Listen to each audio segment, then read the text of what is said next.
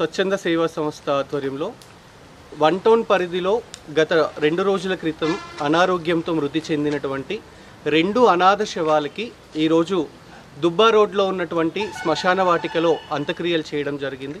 So ఆ అంత్యక్రియలకి సంబంధించి కూడా ఏదైతే ఫార్మాలిటీ ఉంటుందో హిందూ సంప్రదాయపరంగానే ఆ 2 అనాథ శవాలకి కూడా అంత్యక్రియలు చేయడం జరిగింది. ఈ కార్యక్రమానికి సంబంధించి మాకు సహకారాన్ని అందించినటువంటి డాక్టర్ సరస్వతి గారికి, అలాగే నర్సింగ్ సూపరింటెండెంట్ పార్వతి మేడం గారికి, అలాగే మా మిత్రులు యుఎస్లో ఉన్నటువంటి సూర్య గారికి, ముగ్గురికి కూడా మా ఇందూరు యువత స్వచ్ఛంద సేవా సంస్థ పక్షాన ధన్యవాదాలను తెలియజేస్తున్నాము. సమాజ సేవ కార్యక్రమాల్లో అనునిత్యం కూడా మా సంస్థ ఎప్పుడు ముందే ఉంటుంది.